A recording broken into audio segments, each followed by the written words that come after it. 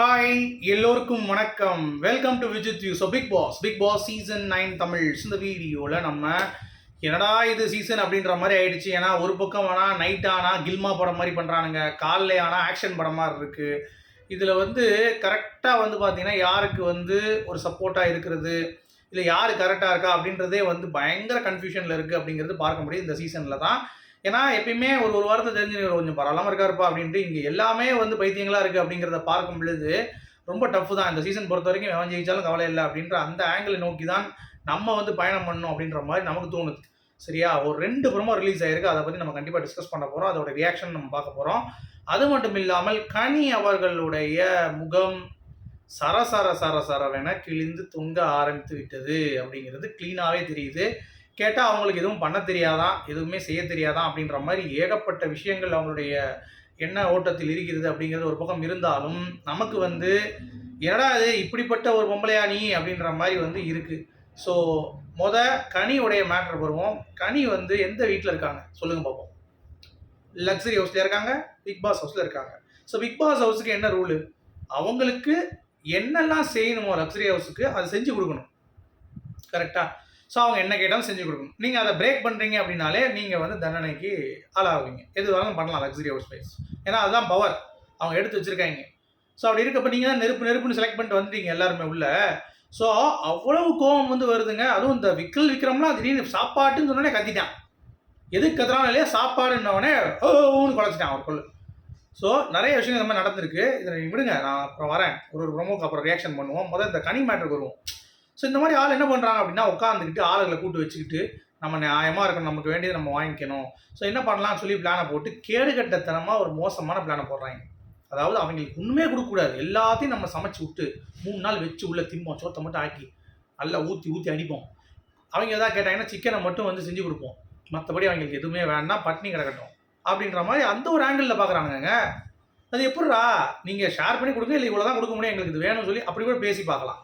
எதுவுமே இல்லாமல் இவங்க எல்லாம் எடுத்து வச்சுப்பாங்க. ஏன்னா கேட்டால் அவங்க எப்பயுமே கேட்குறாங்களா, அவங்க கேட்பாங்கடா, அவங்க லக்ஸரி வீட்டில் இருக்காங்கடா, ஒன்றை மாதிரி பிச்சைக்கார வீட்டில் இருக்காங்க பிக் பாஸ் வீட்டில் அப்படின்ற ஒரு விஷயம் இருக்குல்ல. அந்த ஒரு மீட்டரே எவனுக்குமே புரிய மாட்டேங்குது. எல்லாம் கூமுட்டையாக இருக்கானுங்க.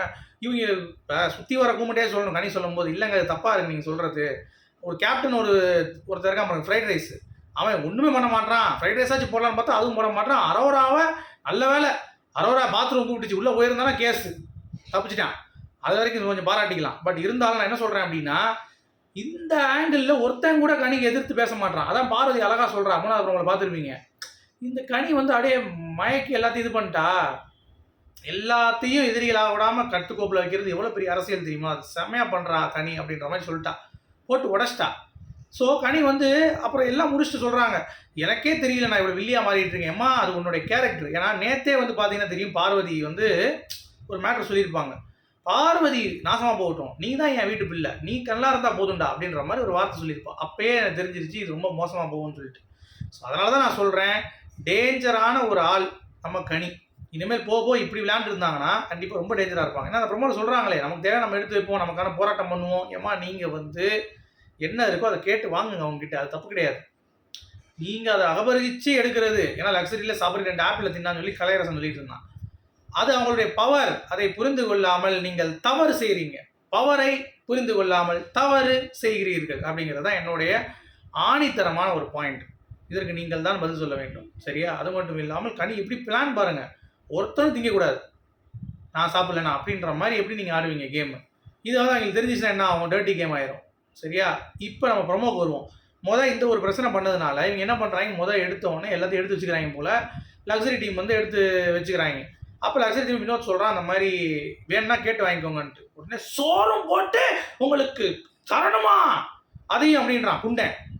நான் தான் யோசித்தேன், டேய் சோறும் போட்டு நீங்கள் தரணுண்டா, அதுதான்டா அவங்களுடைய ரூலு, அவங்க என்ன கேட்டாலும் தரணுண்டா மூதேவி அப்படின்ற மாதிரி நம்ம சொல்லணும் போல தோணுச்சு. அவங்க என்ன கேட்குறாங்க, எல்லாமே எங்களுக்கு வேணும், காய்கறி வேணும் சமைச்சு வச்சுப்பாங்க, அது போக காய்கறி எடுத்து உள்ள வச்சுப்பாங்க பிக் பாஸ் ஹவுஸில். அப்போ லக்ஸரி ஹவுஸ் என்ன பிச்சை எடுக்கிற வீடாடா, இன்னும் பரிதாபமாக அவங்க வெளியே போகணுமா அப்படின்ற மாதிரி தான் இருந்துச்சு. இன்னொரு ப்ரோமோவில் ஆதிரைக்கும் ரம்யாவுக்கும் சண்டை. ரம்யா விட்டு கிளிக்கிறா, என்ன சொல்கிற, அதெல்லாம் நீ சொல்லக்கூடாது, நீ எதுக்கு சொல்கிற, அப்படி சேஷன் நான் பேச மாட்டேன், உன்னை நான் உடச்சி கட்டிட வேண்டி, எதுக்கு வர பாப்பா போட்டாலும் தாப்பா அப்படின்ற மாதிரி பிச்சு பின்றா. அடியே பாப்பா போட்டலாம் அப்படின்னு சொல்லி தொண்டையிடலாம் கத்தி போய் பதறடிக்கிறா, செதறடிக்கிறா. அதெல்லாம் நம்ம வந்து பார்க்க போகிறோம். ஸோ ஃபஸ்ட்டு வந்து பார்த்திங்கன்னா இப்போது அந்த அரோரா ப்ரோமோ பார்ப்போம். அரோராவும் அது யார், நம்ம அது பேர் என்னங்க, ரம்யாவும் மற்றும் ஆதிரைக்கும் ஒரு ஃபண்டை. ஆதிரை வந்து வந்து கேட்குறான். என்ன கேட்குறான் பாருங்கள். சூப்பர் டிலைக்ஸ் மாஸ்க் என்ன ரீசன் கேட்டு நான் உனக்கு கேட்டேன், நீ வந்து கொடுத்துட்டு அவ்வளோதான். மற்றபடி நீ என்னை விட்டு கொடுத்தன எப்படி சொல்லுவேன், நீ எப்படி நீ சொல்லுவேன் அப்படின்ற மாதிரி கேட்குறான். உடனே அவரை வந்து கூட்டு வா கொடுக்கு. நான் சொல்லவே எப்படி சொல்றேன், ஆதிரைக்கு நாமினேட் பண்ணனே அப்படின்னு சொல்லிட்டு ஆரம்பிக்கிறா பாருங்க. அடிச்சு நகர்த்தி பின்றாப்ப. நீ செருப்புகள் அடிக்க சொல்லு அப்படின்றான். அடிச்சுட்டு போறா. அவ வேற ஆதிரை வேற முசுறு பிடிச்சவ. அடிச்சுட்டு போனா அவங்க என்ன ஆகுறது அப்படின்ற மாதிரி தான் இருக்கு. அப்போ வந்து பார்த்தீங்கன்னா அவரா வந்து எகிர்றா. நீ இப்படி பேசாத ரம்யா, பேசுது நீ சும்மா வேறடி அப்படின்ற மாதிரி ஒரு அடி. நீ அடிக்காத எப்பா, ஏன்னா அது இப்படி பேசுறாங்க அப்படின்ற மாதிரி தான் இருக்குது. என்னது போட்ட தாப்பாவா? சரி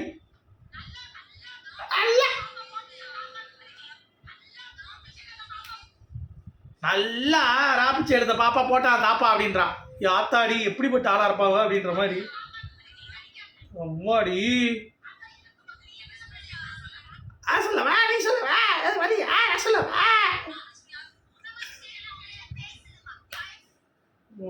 உன்னை பத்தி பேசலாமா, விட்டுருமா, நீ இந்த கிளி இழுக்கிற மதுரை கறியா இருப்பியோ அப்படின்ற அவன். இது வந்து அரோரா ப்ரோமோ. இதில் வந்து எதுக்கு சண்டை போட்டாங்க அப்படிங்கிறது அவங்களுக்கே தெரியாது. ஏன்னா அப்படிப்பட்ட ஒரு இது அப்படிங்கிறது தான் பார்க்க முடியுது. ஆனால் ரம்யாச்சும் அரோரா கிழிச்சிட்டா. இதுதான் சாக்கு சொல்லி வெளுத்து விட்டுருவோம் சொல்லி வெளுத்து ஒரே விடு. அடுத்து பாருங்க, நம்ம சீசன் 9ல் அடுத்த ப்ரோமோ. ஏய் எல்லா பொருளும் எடுத்துகிட்டு போனீங்கன்னா ரேஷன் இல்லைடா இங்கே, நாங்கள் என்ன பண்ணுறது பிக் பாஸ் கேட்குறான். என்ன எல்லாம் ஒன்று எடுத்துகிட்டு போகிறீங்க என்ன அப்படின்றாங்க. விக்ரம் கோவப்பட்டான். சாப்பாடுன்னொடனே அந்த தடியனுக்கு பயங்கர கோவம் வரும். வினோத் சொல்கிறான், எவ்வளோ வேணா கேட்டு வாங்கிக்கோங்கடா, லக்ஸரி ஹவுஸ் அப்படின்னு சிம்பிளாக சொல்கிறான். அப்படி சமைச்சு கொடுத்து அளவுக்கு ரொம்ப பிச்சைக்காரனா அப்படின்றான். நீங்கள் பிச்சைக்காரன் தானா அவங்களை கம்பேர் பண்ணும்போது, என்னடா இங்கே கேம் புரியுதா இல்லையாடா, எல்லா வயலும் கோமாளியாக இருக்கேன் அப்படின்ற மாதிரி. அதுக்கடுத்து டென்ஷன் ஆகிடுறாங்க. என்னங்க நீங்கள் எல்லாம் வந்து கேட்டுகிட்டே இருக்கீங்க, என்ன பண்ணிட்டு இருக்கீங்க, மாற்றி மாற்றி எதை எடுத்துகிட்டு போயிட்டு இருக்கீங்கன்னு சொல்லி என்ன எங்ககிட்ட கேட்டு வாங்குன்றான். அவ்வளோதான், சிம்பிளான டீலிங். இதுக்கு போய் இவங்க உட்காந்து அழுது கிடக்காங்க அப்படின்ற மாதிரி. நாங்கள் தான் சாப்பிட்றோம் எல்லாரும் தான் சாப்பிட்றாங்கடா ஐயோ அப்படின்ற மாதிரி. இதுதான் சொல்கிறேன். இந்த சீசன் பொறுத்த வரைக்கும் இந்த மாஸ் காஸ்ட்டில் உட்காந்து பேசிகிட்டு இருக்காங்க, பேரம் பேசிகிட்டு இருக்காங்க.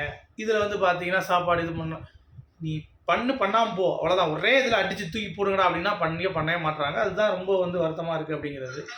முடிவு எடுக்க மாட்டுறாங்க. சரி என்னங்க பண்ணுறது சொல்லுங்கள் பார்ப்போம், என்ன பண்ணுறது சொல்லுங்கள். எங்களுக்கு எதுவும் இல்லை அப்படின்றாங்க. சோத்துக்காக சண்டை போட்டு இவங்க வந்து பார்த்தீங்கன்னா சீசன் பண்ணிகிட்டு இருக்காங்க. ஸோ இப்போ தான் நடந்துச்சு. உங்களுடைய கருத்துக்கு சொல்லுங்கள். மீண்டும் சந்திப்போம். Good bye.